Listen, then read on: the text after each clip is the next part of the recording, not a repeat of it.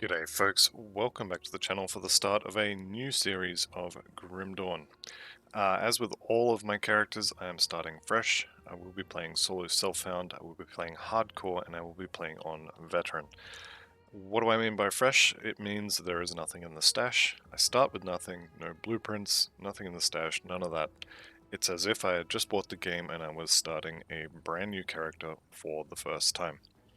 Now, if you watched the channel update a couple of days ago, you'll know I said I was going to make an Arcanist, and I've done that with the Skater, but I kind of feel like I cheated with that because I was talking all about the Spellbreaker, and I promised a caster, so we're doing a caster.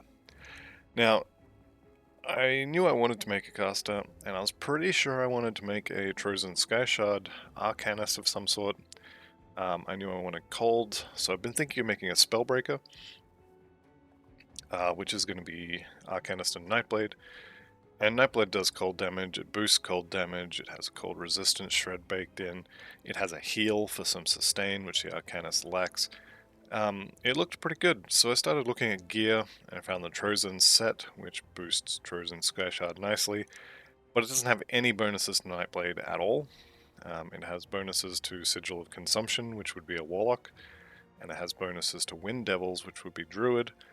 So I kind of put that aside and I kept looking.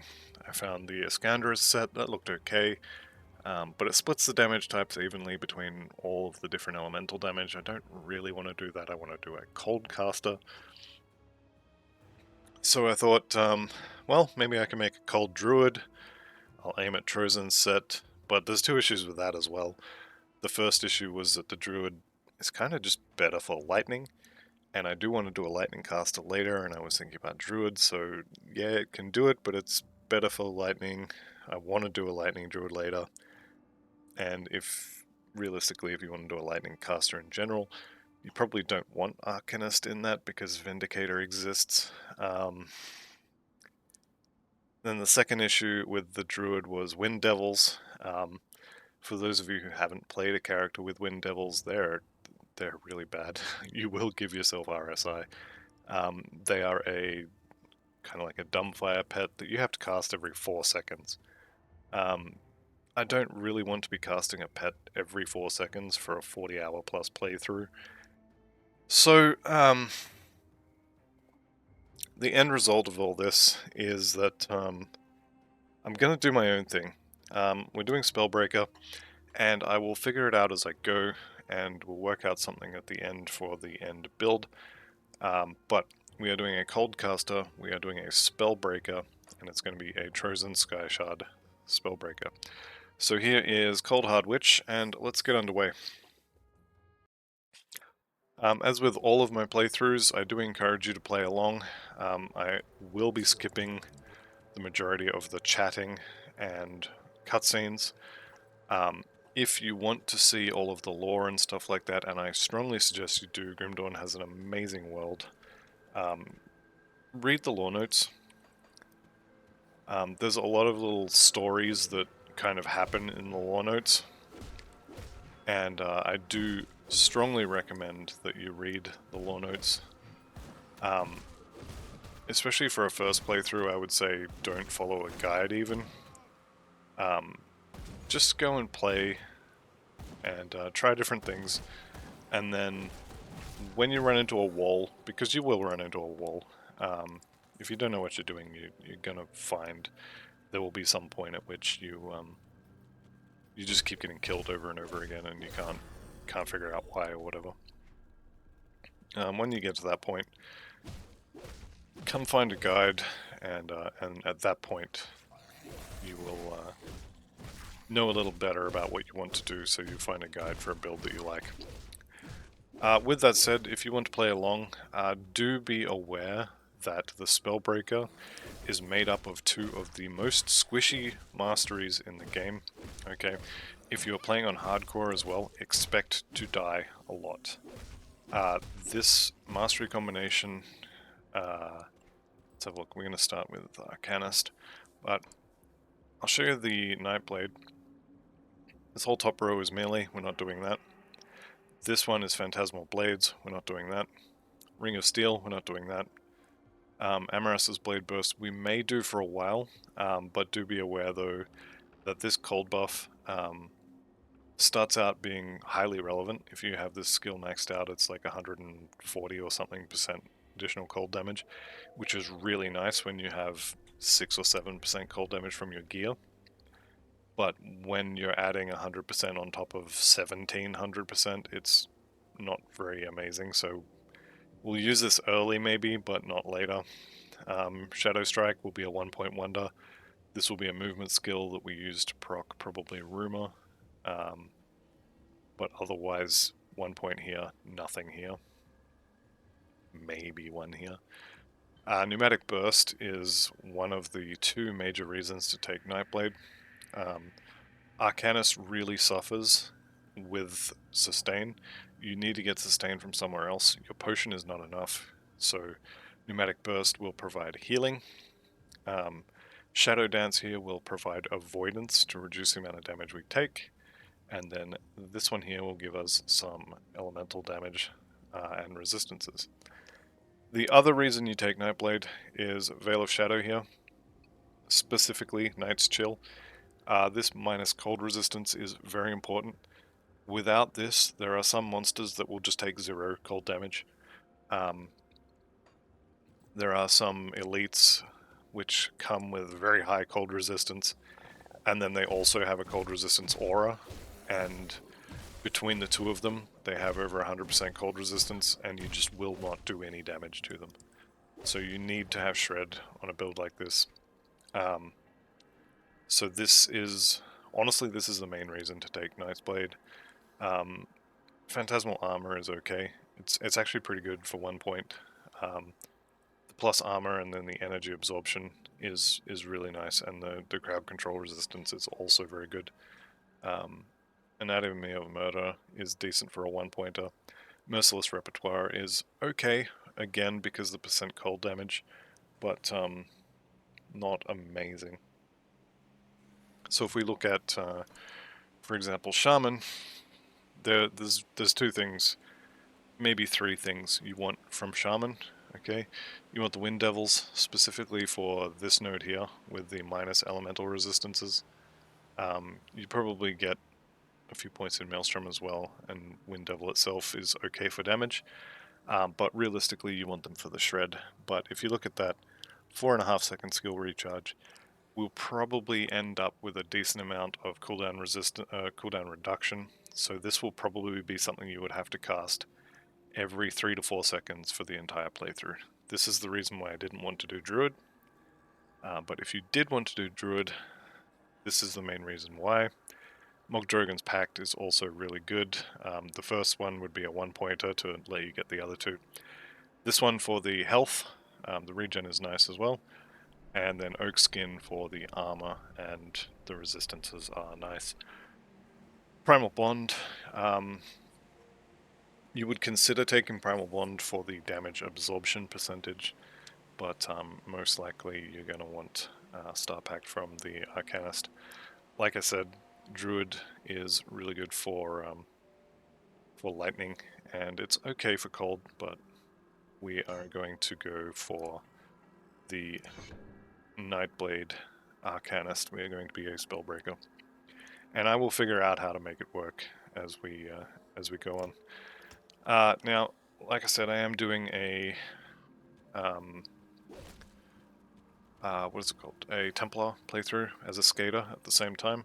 A lot of this early game stuff is going to be very similar between the 2 of them because they're both starting with Arcanist, and you really only have one good way to level an Arcanist early on. Of course, we get the Great Sword of Thunder, trying to do cold damage, it gives us lightning damage. That's fine.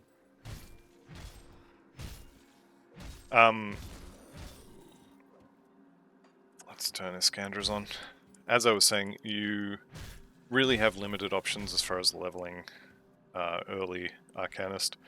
You want Electra's Flash Freeze. You're going to hit the whole screen. You're going to do huge amounts of cold damage. The cold dot is there. For bosses, bosses that you can freeze, you'll get a huge fire resistance reduction on them. which will allow you to use the Searing Ember's Fire Blast ability to really burn them down very quickly. When it comes to leveling an Arcanist, it's not the only option, but it is by far the best option. And it is the one I'm going to be going with for this playthrough. The Templar that I'm playing as well is going to be using Kalidor's Tempest for single target. We're going to be using Trozan Sky Shard for pretty much everything later on. Because the Flash Freeze definitely falls off and is actually garbage for bosses. All of the Act bosses and most of the big bosses that you actually care about are almost completely immune to being frozen or slowed, at which point the Flash Freeze will do literally nothing. I mentioned in the Templar video, I don't mean that it'll just do bad damage, I mean it will do absolutely nothing. With that said, our initial goals for the start here is to get to level 5 and find a Searing Ember. Often you will find Searing Embers in tree stumps, so do be sure to be clicking on those. I missed a level up while I was waffling, which I do all the time. You basically want to beeline for 12 points out of 12 points in Alexa's Flash Freeze. You can, if you so desire, continue to put 1 point in the bar and just go 2 at a time into Flash Freeze. That will give you 10 points when you get up to Trozan's. 10 points is honestly enough. More points is obviously going to do more damage, so you do want to max it.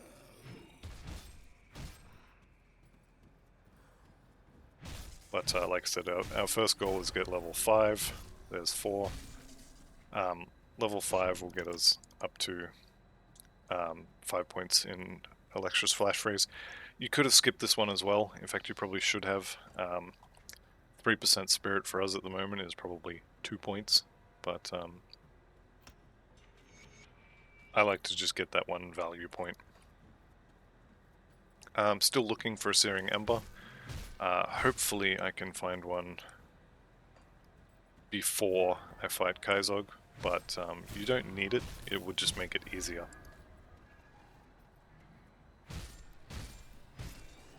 Actually, what I'm going to do, I'm going to skip Kaizog for the moment, and I'm going to go get an Ember.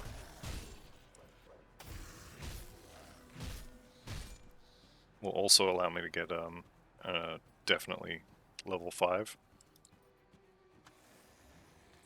So you can do this, you can choose to skip story quests and come back later. You can even skip all of Act 1 and just start the game with Act 2, which if you're doing a fire build may actually be a good idea, because Crunley's goons have a lot of stuff that buffs fire damage. So this little collection of crates and stuff does not have what I'm after. Do be aware that you are playing an Arcanist, you are squishy, so try not to get into too much trouble.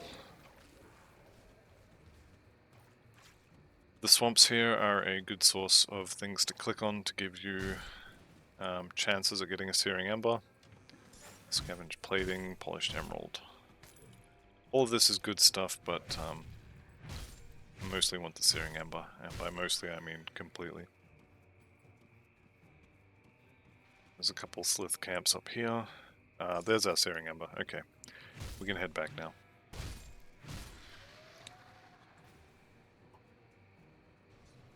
Now to use the Searing Ember you need level 5. The other thing you want to think about as an Arcanist is that your spells use a lot of energy. That was the main reason for taking 1 point here early on. The bonus to Spirit will give us some extra energy regen, as well as just damage, which is always good stuff. Alright, we are about to hit 5, there we go. 3 more points in there. And we'll put the Searing Ember on the sword. Now we have the Fire Blast. So, freeze. and Fire Blast to kill things is now a very strong combination. If you have a look at the bottom line on Alexa's Flash Freeze there, minus 43% fire resistance. Basically means we just do a ton of fire damage with that component. We also do a lot of damage with the Flash Freeze in general. And it's worth considering rounding up groups as well, and then just killing them all in one hit. Always fun to get a group of, 20 or 30 Slith following you around, and you just right-click and they all die. Good fun. I will point out as well, same as I did in the Templar video, that if you use OFF while they are still animating, crawling out of the ground, what will actually happen is you will slow them down. They will still take all the damage as normal, but they won't actually freeze. So it can be worth waiting until they're fully out of the ground. But you can also just follow up with the Fireball. With Kaizog, the first thing you want to do is kill this soldier.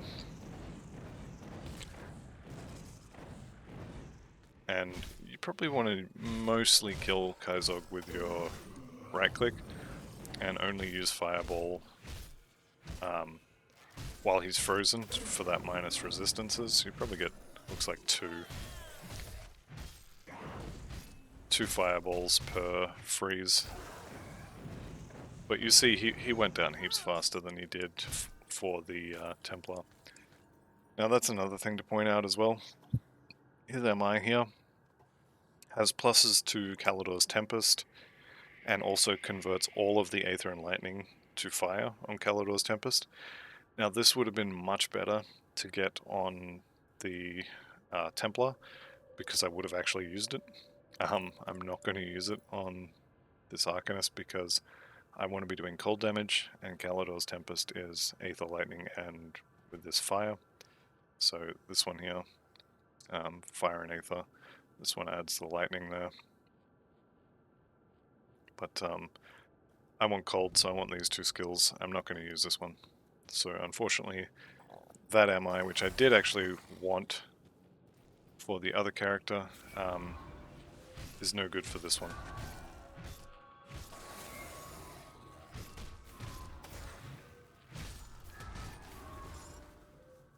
So we'll go up here, we will get our Devotion Shrine here. And I'm going to be taking... I think I'll stop at 8 for now and start working towards Trozans. As far as the devotions go, I'm going to be taking, I think it's Scholar's Light and the Quill. Should get us what we need to get Rowan's Crown. This is 100% crucial. You need this as soon as you can get it. This is our first target, for which we need 4 purple and 6 green.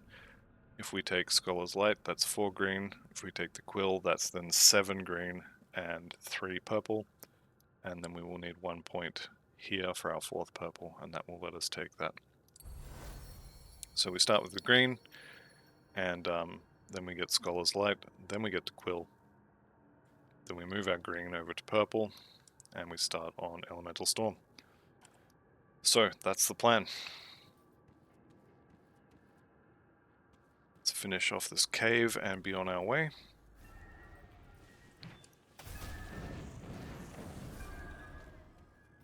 Like I was saying, you are going to burn through mana. So that's something to keep in mind, but just being able to clear the entire screen is really fun. There's another Searing Ember, so we will have a backup for when we get a better weapon. The damage on the Searing Ember, if you see the middle line there, is 20% main hand damage. So if you can get a better weapon, you will increase the damage of your spell. This is not 100% of the time for spells, but any that do have main hand damage will allow you to increase their damage by upgrading your weapon, and also will allow you to use Life Leech. This spell is not something we're going to be using long term.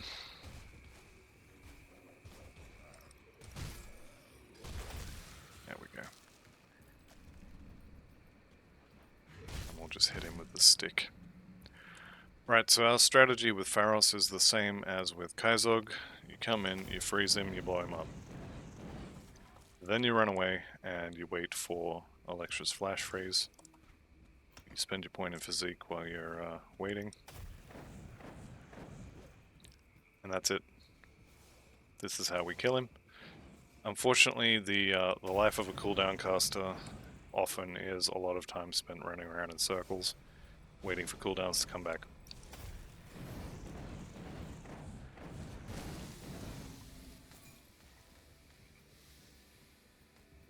Okay, now we've taken a lot of poison damage, but our constitution will heal it up, and then we pick up the food ration to top up the constitution bar, and we are good to go. So at this point, you can return to town, talk to John Bourbon, talk to Faldus inside. I tend to continue onwards for a decent amount. I'm looking for blue slith, so this guy here, and also this guy here. I'm also, as I said previously, going to be rounding up huge piles of them and then killing them with one spellcast because it is much more mana efficient than spamming fireball at an individual.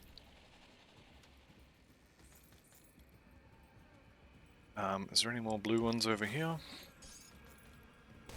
Potentially. Yep, there's one there. So these guys here, the Devouring Swarms, are one of those enemies that are completely immune to cold damage. So you're going to want to make sure you have an answer for them before you get here. Also, we're just going to ignore the fact that I nearly died there. If you'll recall, I was saying you need to be careful because you are a squishy caster. That's why.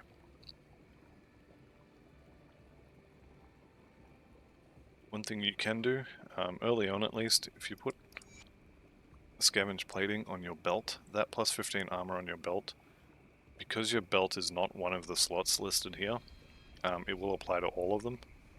And you can see, even though I don't even have a helmet, I do have 22 armor rating, and that is going to be from this belt, from that component, and the other 7, I'm not sure where that comes from. It's probably... Actually, I have no idea where that's coming from. I don't think I have plus armor on any other non-armor slot pieces, so I'm honestly not sure where that comes from. Right. So I'm going to put 1 point per level into Flash Freeze as I go for the Sky Shard. And we're going to continue putting points in Physique. You do want to avoid totems early on, especially the Savage totems. Savage totems potentially have the Mistborn warriors in them, and they have the ability to net you so you can't move, and they do a lot of damage. So potentially you click on a Savage totem, they pin you down in place so you can't run away, and then they just kill you because they do a lot of damage. So I do avoid totems early on. This Riftgate is always fun. If multiple of these guys do their charge attack at the same time and they all hit you, you are dead. And even on a soldier, decent chance that you are dead if they all do that at the same time. But yeah, you just run up, you chill them all. As I said, if you chill them when they're climbing out of the ground, they will all be slowed, they will not be frozen. So I was a little bit early on the previous group. There we go. And we are clear. We'll go over here and talk to the lightning zombie. And then I usually end up with a full inventory around about that point. So I usually head back to town after I kill him. Now these Slith necklaces, we want 3 of those for the ring. The Slith Primal Ring is one of the best items for leveling. If you don't have a Leovinus ring for XP, you want a Slith ring for resistances and less damage from Beast.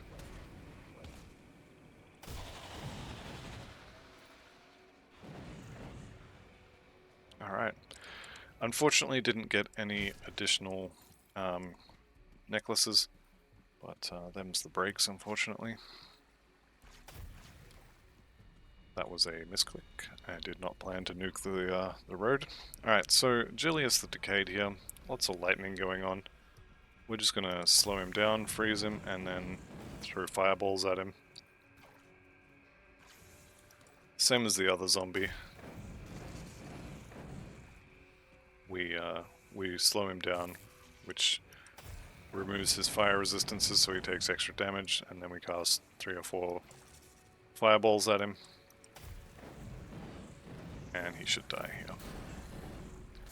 There we go. Now we picked up the Ember Grip handguards. And actually a pretty good ring there too. Right, so 1 point and 2 points in the bar until we get to Trozan's, and then we will reassess. So that ring, the energy regen is probably the best part about that ring. We haven't seen it yet, but I will end up running out of energy, especially the more points we put into the flash freeze, the more it costs to cast it. So I am on the lookout for jewelry, including belts, because you can get energy resist on all of those. Also a new chest piece would be nice for the regen there. This particular corpse here will always have the Carver's Conjuring Bone, which is pretty good for any class that doesn't want a shield, which is more or less anything except a blitz build, really.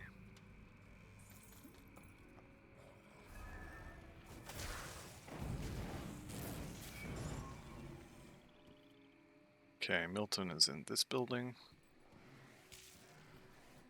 Should be coming out. Yep, here he comes. So same deal with Milton. You want to keep him away from you, chill him, and then run away a bit. Now I'm just going to come up here so we get the eyeball with the chill. So again, chill, and then 1, 2, 3. Probably 3 is about what you want to cast at him. The 4th one will hit without the minus fire resistance. Just back up. The fireball will continue to do damage over time to him. And because he is a warrior, his health is going to jump up and he's going to start regenerating like crazy here in a second. Any second now he's going to get a big heal. Alright, fine. Make a liar out of me then. Normally he does get that heal proc. Perhaps it had something to do with being frozen when it was going to happen. And here we go. We are full. So let's see if we can't stack the inventory a little bit better than the computer does. I think we're just gonna have to leave that one on the ground. So go back to town, turn a whole bunch of stuff in.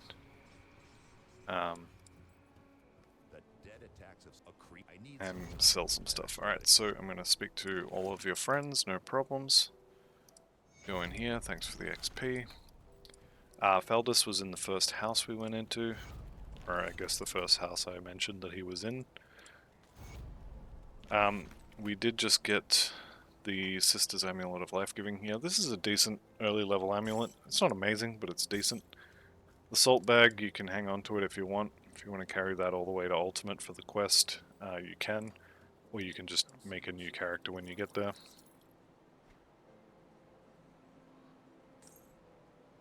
I'm going to use this one. Right, so why am I using that one?